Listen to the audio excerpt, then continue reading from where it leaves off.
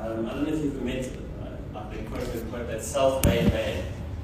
He's like, I built this company from the ground up. It's like, actually, dude, no you didn't. You had an opportunity and there are people around you and you had to grow through different phases of that company. And so you yourself would have to work through those different phases. Working through who you are and what you do. And there's two scriptures that I want to use as a framework this morning. And the first one is Galatians 6. It should come on the screen. Thank you, Shane. It says, pay careful attention to your own work, for then you will get the satisfaction of a job well done. And you won't need to compare yourselves to anyone else. For we are each responsible for our own conduct. Now there's a lot in there, and you could probably expound that in many, many different areas. But we are responsible, or you are responsible for your own conduct. The next scripture, if you are part of Cornerstone Church, you would have heard this on Sunday, is 1 Corinthians 4. It says, this is how one should regard us as servants of Christ and stewards of the mysteries of God. Moreover, it is required of stewards that they be found faithful. And so God requires of you to be faithful in the task that He's called you to. Your journey of life, every single one of you is called to mature. If you look at yourselves, if you look at the people that you're in partnership with, or the people that are in your business, it's unhelpful if the people that are just sitting there just stay the same, year in and year out. You're wanting yourself to grow, you're wanting them to grow. And you would develop through these phases in your abilities, in your responsibilities, and in your influence. So I'm going to reference something of a very generic view of the phases of leadership. And within those phases, I'm hoping by the end of today you'll be like, yes, that's where I'm at. And I'm going to just quickly skim across the surface of every one of these phases. There's 6 of them.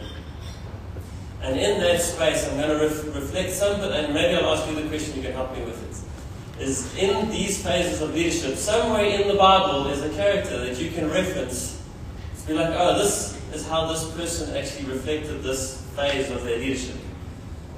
And this is important for me because often I think, sheesh, how am I supposed to be a leader when I was at Barnum World or working in that supply chain world? How am I supposed to influence these people? What kind of character am I supposed to portray to them? And then you read a story, can I say, quote unquote, of somebody in the Bible, and the Bible doesn't pull any punches. And then you see, but this guy or this girl responded like this. And the thing that will strike in my mind is, now is your time. You have been born for a time just like this. You weren't born in 1900. You are here today at your age. I was so many years old in 2025. And God has got you thinking about your future today. So let's quickly skim through it. I'll show it to you on screen, the 6 of them. You'll see there's the self-leadership, relational leadership, team leadership, corporate or organizational type leadership, strategic, and then the legacy type leadership. So I'm going to skim across these very, very quickly, because in each of those you could probably have a symposium on what self-leadership is all about. But think about it. Many of you in the room are in this phase of self-leadership. Unfortunately, some of you are serial entrepreneurs and you keep trying a new thing. But one of the things about an entrepreneur or your self-leadership is who you know you are and where you're going, and the ability to persist through the season that you're in. You need to learn to lead yourself before you lead others. So self-leadership is key to the success of where you might land up one day. That self-leadership will start with who you are in Christ. If you feel, I don't know what your family background's like or what you've been exposed to in the industry, but if you feel that you need to, like, what was it, dog eat dog, or stand with anybody just to get that promotion, then that self-leadership is, it's a self-fulfilling prophecy. It's going to crumble in on you. In this phase of self-leadership, you will need to develop an emotional intelligence and be self-aware. What do you do that's not helpful? Some of your challenges will be to build consistency. Some of you are just coming out of this phase because you've been through, like, I don't know, say quote unquote, a torrid time, and you've had a really difficult 2024. In the Bible, there's a guy named Joseph. Some of you will know the story of a young man named Joseph. He went through quite a lot. He went through a long, big phase of immaturity and then landed up as second in command of the entire nation. And he, in this phase, had to break through the space of self-leadership. Okay, quick step into the next one. Relationship leadership phase is when you can figure out that you're not on your own. You do need people, right? You can't do everything. You do need to connect. And so you need to learn to communicate effectively. If you have the idea that people will just accept me for who I am, and I just say things as they are, but you're not communicating effectively, you will not build strong relationships that you need in any sphere, business or otherwise. Learning to lead through influence rather than authority is a key element of this phase of building relationally. Because it's through influence, it's through rapport, it's through trust that we learn to grow together. Quick step into the next phase. Oh, hang on. There we go. Who's our biblical example of someone who built relationally? There's a girl named Ruth. Ruth is a very, very short book in the Bible of a young lady who went through a whole lot of struggle. But her ability to build relationally with her family and her mother-in-law's nation set her up for a future that could otherwise have been very, very different. She showed real grit, she showed commitment, and she showed in her own self the ability to connect relationally with those around her. The third phase that we're going to touch on is team leadership phase. Now, if you think about yourself in a small group or where your business at some point you move away from the ones and the twos and you start working in groups. And the relationship between those groups is very important. Now, if you're all pulling in different directions, then things are going to get really, really difficult. If your sales guys are moving in one way and your manufacturing team is moving in another way, disaster strikes. I worked at a software company before, and the sales guy came and says, "I got the deal. Can you do manufacturing?" And we couldn't because we were just a bulk distribution planning project. But he sold the deal. And so we were not aligned, the goals were not aligned. And so within that team, you need to get the teams to be aligned within that space. Are you on the same page is the word we use. Learning to delegate tasks. Some of you are only good because you're the one who does the job yourself. It's only good if you do it. So there's your first step into the future of what God is calling you to. Can you delegate the task? Not just the queen of delegation or the king of delegation where you sit on your fancy swivel chair and you just issue instructions and then moan because they're not understanding what the instruction was. There are dynamics there that need to take place, but learning to delegate is super important. Managing those different personalities that are on team. Ask anybody who works in any team, if you've done any kind of study and they put you into a syndicate and you work this thing together, you'll know that working in team is not the easiest thing because everybody, not everyone, but there's different personalities. Some personalities will break the ceiling and others are very, very careful and want to analyze every dot and cross every T. An example of leading in team in the Bible is a guy named Nehemiah. Nehemiah is a great story of a guy who was involved in rebuilding the wall of Jerusalem. Major project, but had to get many, many teams together. Quick step into the next phase of organizational or corporate leadership. Now here we step into where the ship is much larger. You're managing larger teams, larger structures, and one of your big challenges there is balancing operational oversight or balancing operational effectiveness with operational oversight. Where are you going and are the teams pulling in the right direction? Do you remember Moses in the Bible? You got a team, a nation. So the Bible talks about 600,000 men, and maybe there was 2 million people. I don't know where last I or any of you in the room got to lead a group that big to get them from one place to the next. Certainly there was corporate leadership structure in play there. The next phase, the fifth one there is strategic leadership. Now there, you need to think beyond your immediate leadership and start influencing in wider circles. And the guy in the Bible that we refer to often that set these strategic goals as to what God has called him to is a guy named Paul. Many books in the New Testament are written by this guy named Paul. He had a call in his life, And he wasn't just thinking about his local town, he was thinking further than that. And so as a Christian, are you thinking that your goal is only to be here? As a business person, are you thinking that your goal is only to survive today? Where on the journey are you with God? Are you being called to think further? And then the last one, which is the legacy leadership phase, is that phase where traditionally in corporates, guys are thinking about empowering others or mentoring, starting a mentorship program and thinking further. So now, here's the thing about where we are as Christians. We never start thinking about empowering others when we get to the end of our journey. We're always thinking about who has God put around us and how can we raise them up. Why? Because in the future, they'll be the ones that will carry this further. You'll be empowering others. It's not all about me when I die, my company dies.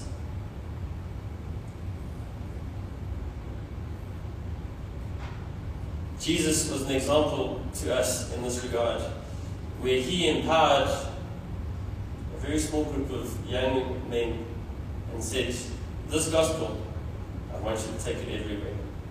And as we understand it, God has got that call on our lives too. This truth, this great news, this future, this hope that we have, God has called each of us to step in, to be part of empowering others to see the truth of their lives. It's not just wrapped up in the do of business or the task list of some performance appraiser. Spiritually, every single one of these phases that you've looked at will mean that your relationship with God is key. The closeness that you have with God, and everyone, I don't know where you find yourself in this little relationship chain, but your relationship with God on every one of these phases is key. You haven't arrived and can stand away from God if you reach the legacy phase. Because if you're in the self-leadership phase and trying to start a business, then everything's like, please God, help me through today. Inquire of God regularly. If you read through the book of Romans, you see Paul inquired of God, and it can be quite tricky. At times it's not always very clear. But stay the course, stay close to God, hear what he's got to say. There is a hope and there is a direction. And then of course build away from yourselves. From an early phase, start building away from yourself so that you can empower others and you can take others on the journey that God's got you on.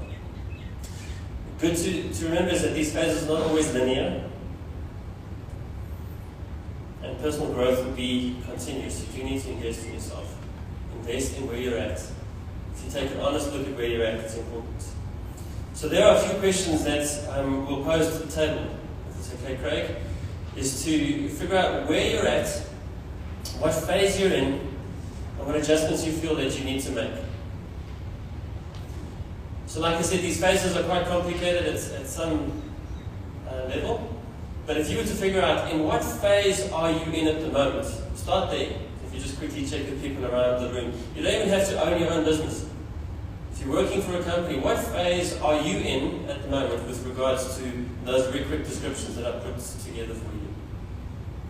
Okay. On your occasion, you stated that in a specific business, you might be approaching. 100%. Yeah, so the phases are not linear.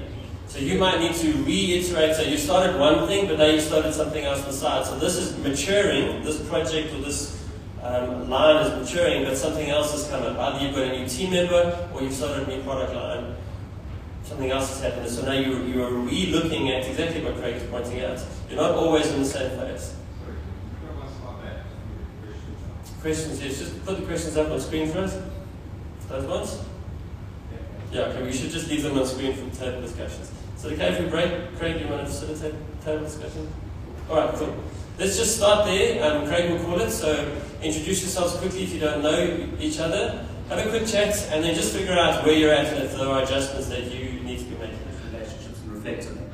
So ultimately, just to give you some idea, I've got quite a diverse background. I've been in technology businesses, which I mentioned a couple here, the fruit packing industry from cold storage to exports, did medical solutions where your anesthetist is pumping, placing under, creates software that actually does all of that.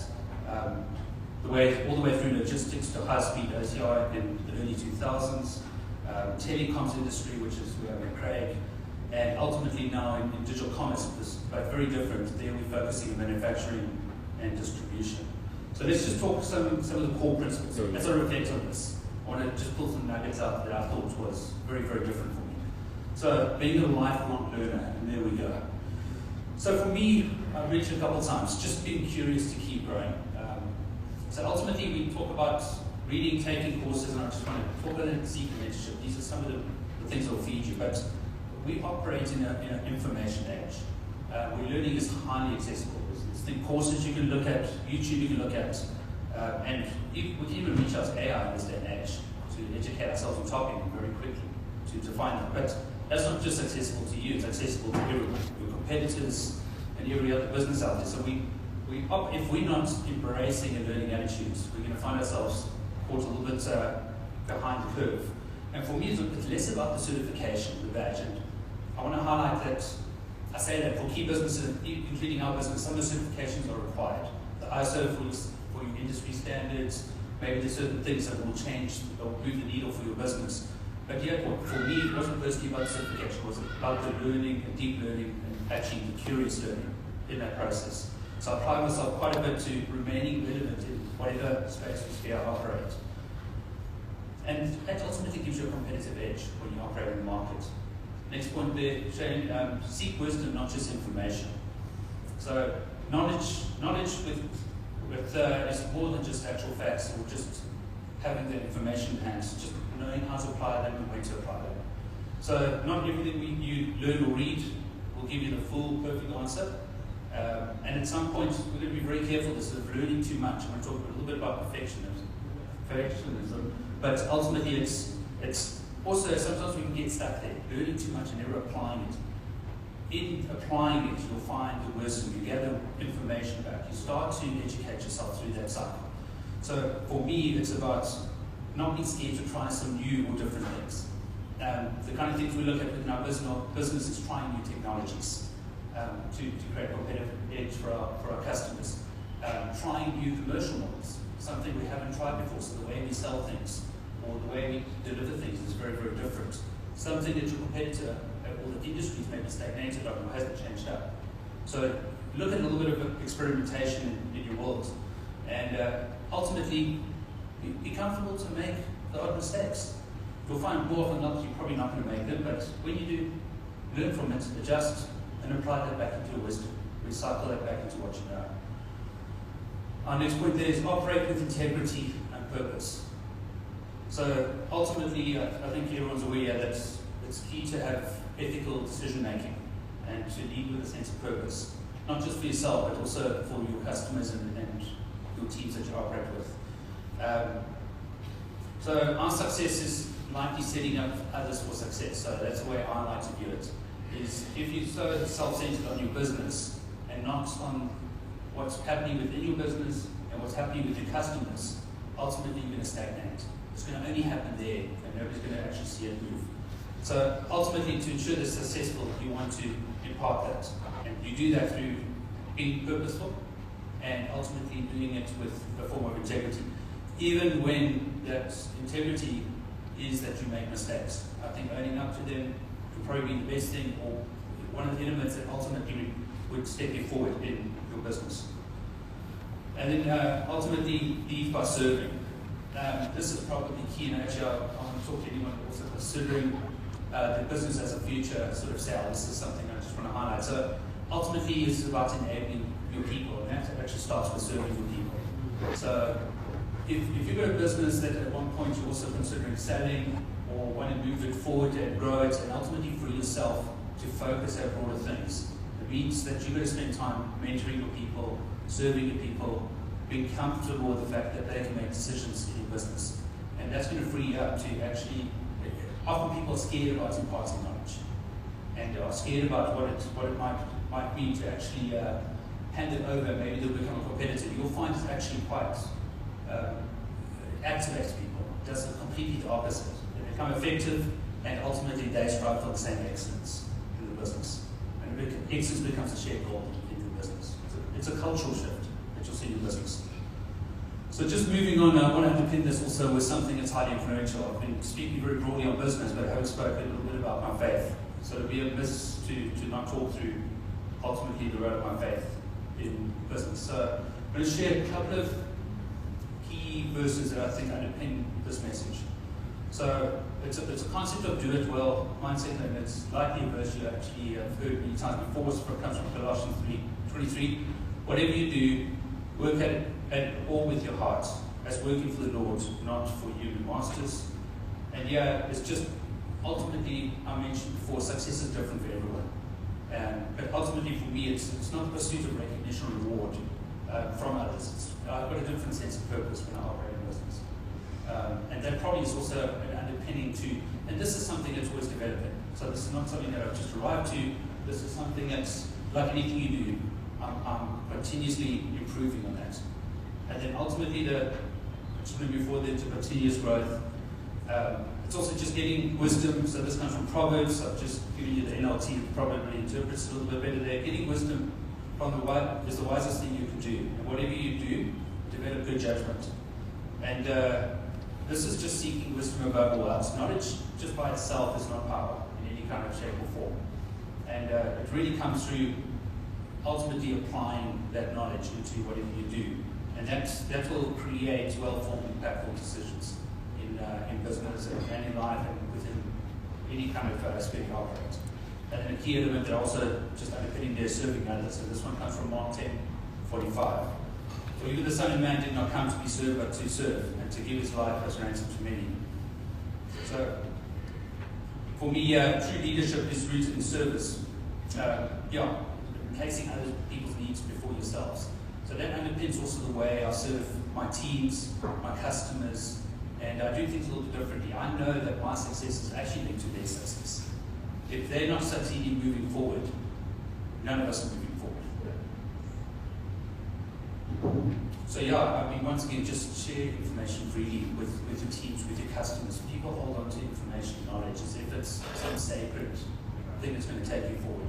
Actually, you'll find that in doing that with your customers, with your teams, actually empowers you to move forward with those customers, with those teams. So I wanted to touch on a quick point before we hop over to the questions. So we'll just a thought-provoking. I just want to just touch on this next slide of excellence versus perfection very quickly. Which is something you can consider. So excellence is about continuous improvement. It's learning from mistakes. So ultimately be comfortable to make mistakes and learn from them. It's also about showing up fully, giving your best, and also key element, always knowing there's room to grow. So that concept of learning platform that I referred to before. And then just to talk about perfection, and I think this is often where we get stuck, is the pursuit of flawlessness. And this is where we can end up in a dead cycle. And I love the Michael J. Fox quote there, is that careful not to confuse excellence with perfection. Excellence I can reach for, perfection is God's business.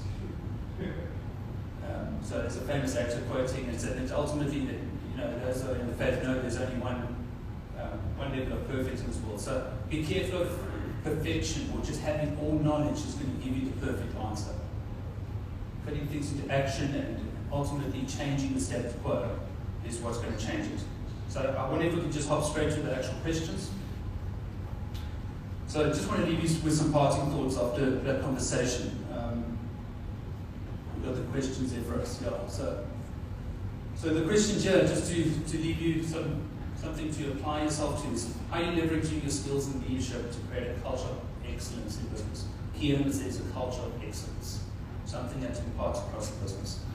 What strategic decisions can you make today to refine your operations, change up your team, and set new standards within your industry?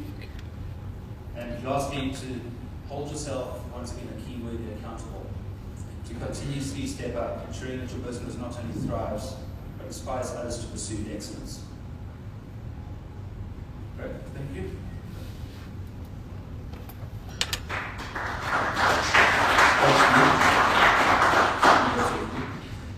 Ladies, gents, maybe as we work through that,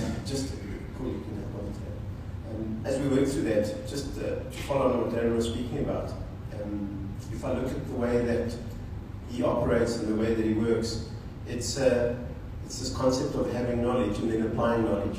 And I think one of the things that stand out for me is that it never stops, number one. And as I work with Darren, there's never a point where he backs off from understanding something.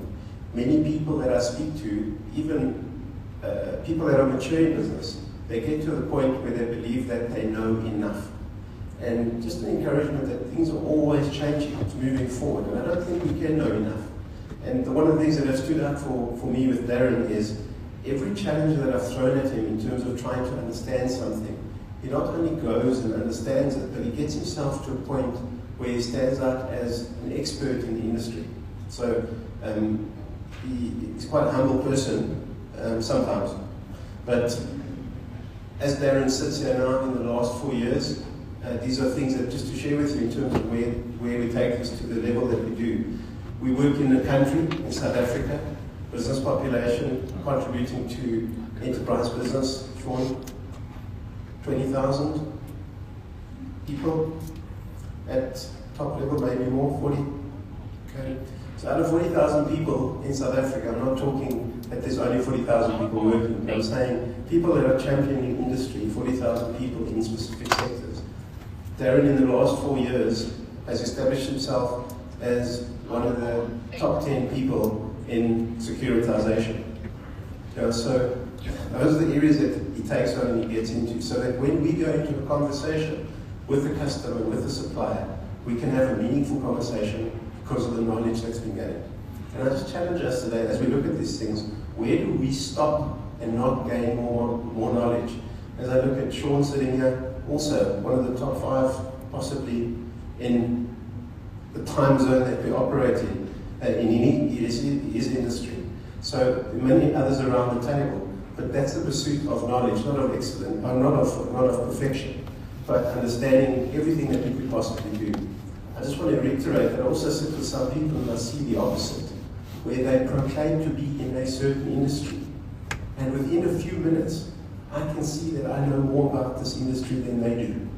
That's a challenge for us, and I think us as believers should never put ourselves in that situation where something is mediocre or just good enough.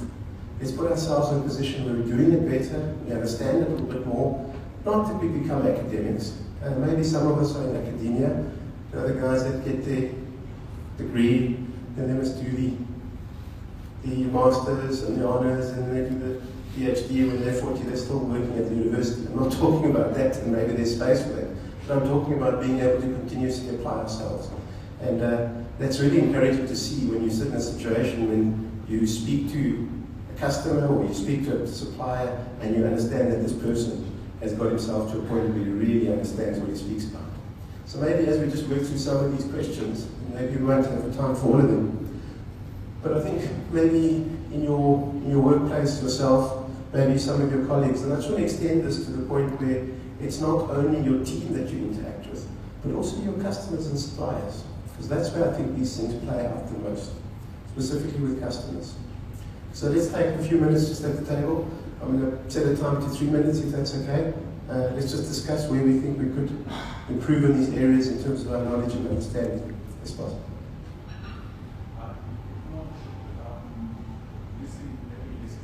Sorry. Good morning, everyone. Having listened to Darren and Craig, the first one here, I feel like they skimmed through what was just down. Yeah, the time is just it's too little. Is it possible for us to have one speaker a day and go deeper into that subject so that we walk away renewed? Thank you. It's a very good question. So, I don't know if you all heard the question. The question was, these things sound great, and it feels like we're only skimming the surface. I'm glad we are. Because the question was, could we not have one speaker per day? Ladies, gents, I think that's specifically what we want to do with CBE. This is not the training ground or the place where we're going to come and get the answer. That specific topic there is going to take hours to get through, not 45 minutes. So I would encourage you to listen to what we've got, take the key points, and then go and apply it to yourselves. The people around the table, if we make the connections, sit with Greg and say to him, Greg, that really touched me. I don't think I'm focusing enough on being at the end of, or the top end of knowledge in my industry, or at the top end of understanding. I'm coming up short when I'm speaking to customers. My customers know more about my implementation than I do. and I need help there. I'm busy building a house, personally, and I sit with a challenge because as Darren, I research a lot, I know a lot about a lot of things, and maybe sometimes I also think I know a lot about a lot of things. But in some cases, I'm certainly knowing a lot more than my architects, and I know a lot more than my builders in certain aspects. And it becomes a challenge for them. So how do I then do that gracefully and make sure that they're not uncomfortable, but I also challenge them that they must go and learn those things. And in all these situations, please be sure that this is not where this ends. So take the notes, take the encouragement, and then find those people that you can speak to.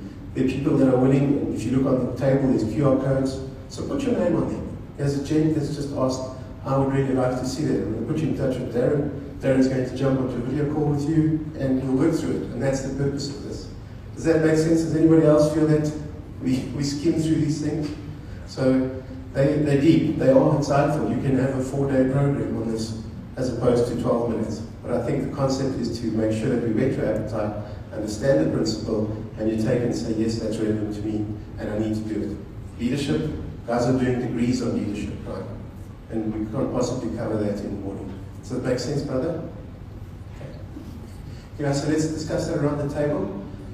Let's see where we could improve on some of our knowledge areas and what that means for our customers and our team and ourselves. Let's do 3 minutes. Growth.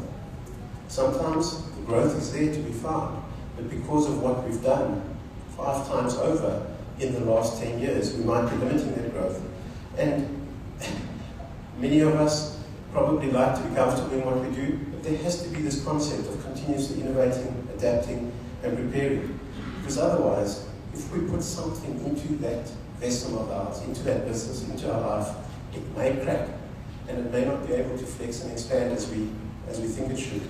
When we then carry that load, at the end of it, something goes wrong, and it could be as simple as not having prepared for that.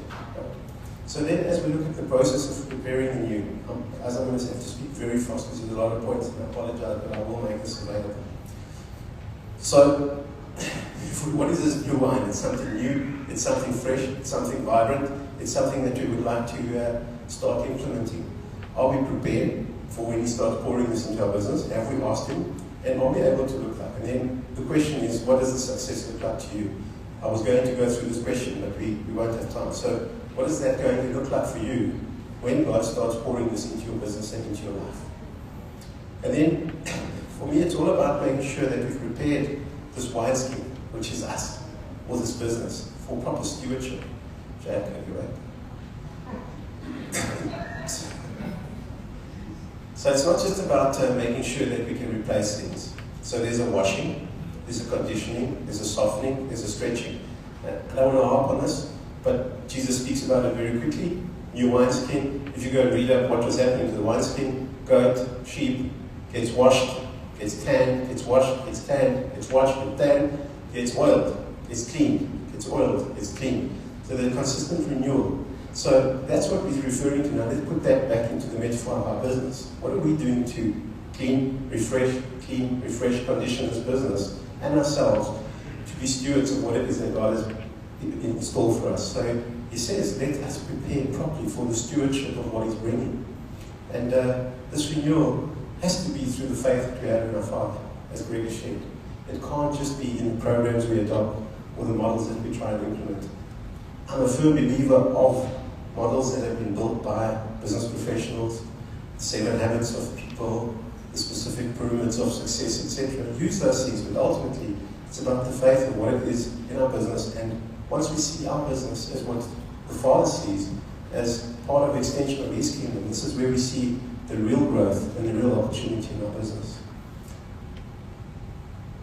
So what does this flexibility mean? So if we speak about the fact that we ourselves are flexible, we ourselves prepare ourselves for something new, what does this flexibility mean in a nutshell?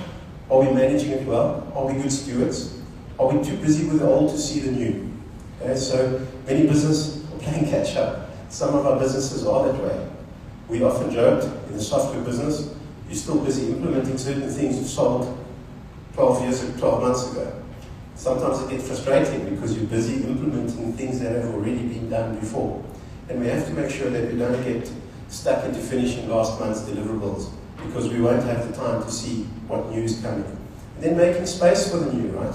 Very important. It's one thing I want to just touch on in a little more detail. Have we made space for the new in ourselves and in our business? Are we so full ourselves? Everyone's busy. You know, just looking at some of the folks that said they'd be here today, they are busy. Got text, had to do this. Everyone's busy. So let's assume we're all full to the brim. Financially, are we keeping a reserve? Because he's saying, I want to do a new thing. You can't do a new thing if you've got no money in the bank. You can't do a new thing if you haven't built a reserve. So are we disciplined to be stewards of having a reserve, of making sure that we can live without being maxed out every month? Are we operationally, do we have a capacity? I'm not a big fan of making sure that we're overcapacitated in our business. But do we have the capacity for when he puts in something new that I can deal with it? And mentally and spiritually, are we open?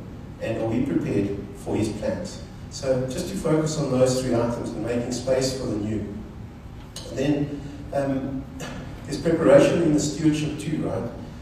If God gave us, and this is a question for all of us, if God gave us double the business tomorrow, whatever double the business means for you, it might be double the clients, double the team, double the implementation, whatever that means, could we handle it?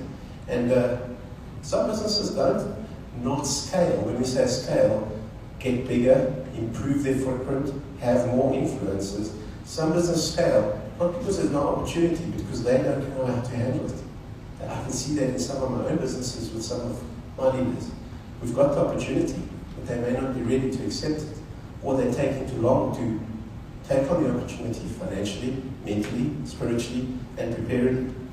So let's always understand that God is always preparing us for more. He's always preparing us for new. I can't find one place in the Word where He speaks about, I've set you in a place for you to remain for the next 25 years.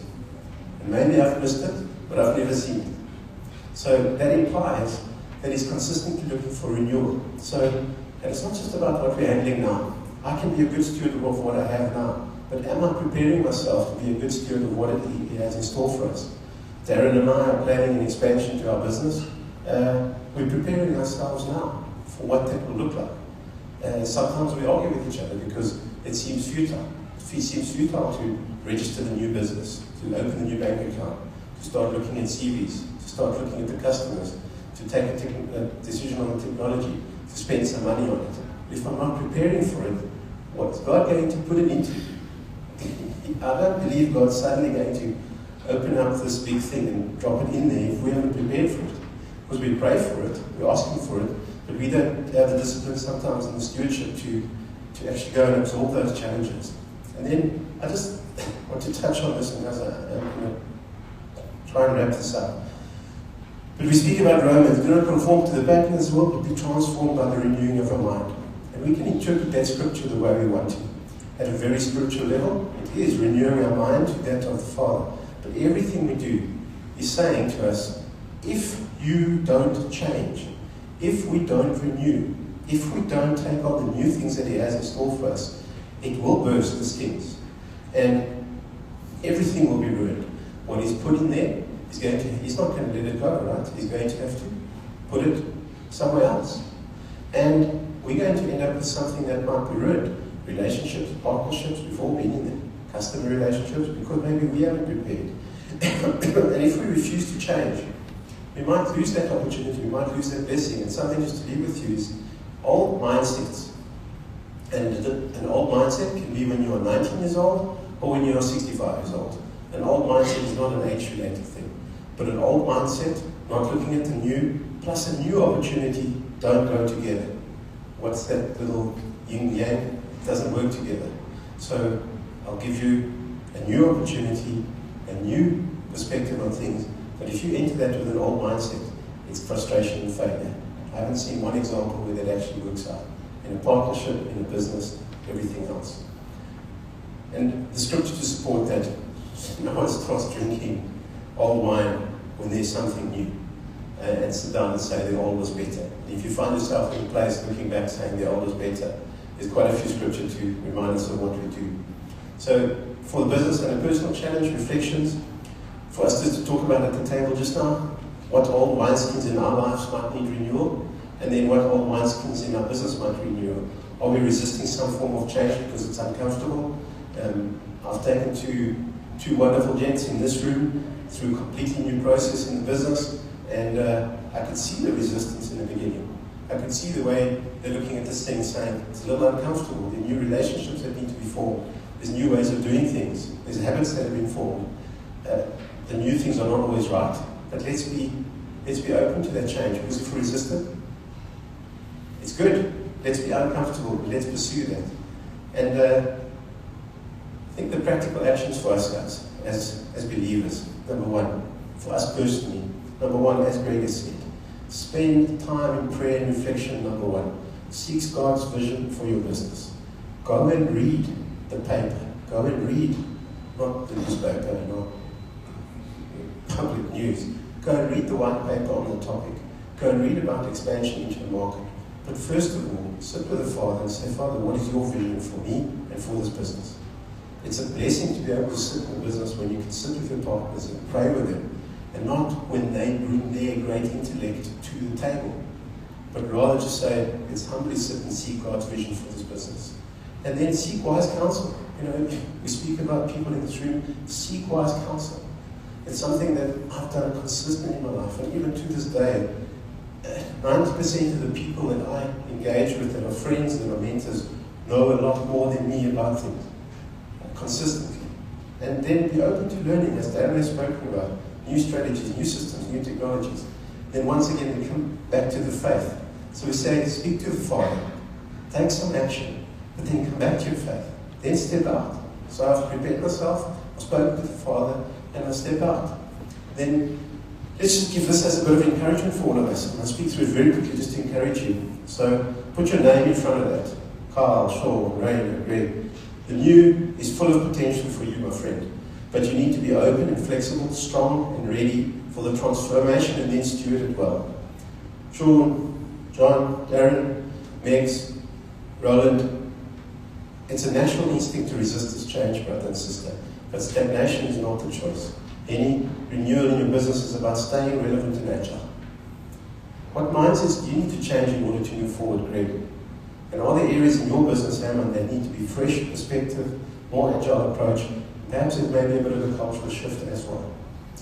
And then, in closing, some practical actions, and I'm going to leave this on the screen. Let's talk about these in a few minutes. There's a lot, so don't go through all of them. Think of what would be relevant. There's this concept of evaluate and cleanse, right? So let's take it back to the wineskin. Is it old or is it new? I first have to decide who says it's old or new. Well, it's cracked. It's not holding things very well. The seams are coming undone a little bit. So that means I've evaluated. Can it be salvaged? No. Then I move on. Or I clean it up and I fix it up. Or I put in a new wineskin, or I put in a new process. What old systems, mindsets, and practices do you need to let go of? Prepare for the flexibility. Are you and your business structures and teams adaptable enough to handle new opportunities and challenges? It's something I struggle with. I consistently look for new opportunities. And I bring it back to some of my teams, and I can see in their eyes that they're not ready for this. And that's my responsibility to make sure that they can handle these new opportunities. Set new intentions for this year, whether it's the year, the season, half a year, committing to personal professional growth in products, technology, optimizing processes, expanding your market, developing leadership or your team. Those are not meant to be the recipe. I'll just put those as some ideas of what this could mean to renew this wineskin. It's natural to resist change. Stagnation is the choice. What mindsets do we need to change in order to move forward? Are there areas in your business that need a fresh perspective to be more agile? And renewal in business is about staying relevant and agile. And then, see, I lost my last slide there. Is there one after that? No. It was just an encouragement, but I'll find it and then I'll read it to you just now. So maybe as we just go through, I know I've rushed through that. If we understood the principle, preparing ourselves for the new, understanding what the Father wants to do and the impact on the business, maybe we can just share those questions, Shane. Okay? Let's spend 5 minutes on that. Is that all right, guys?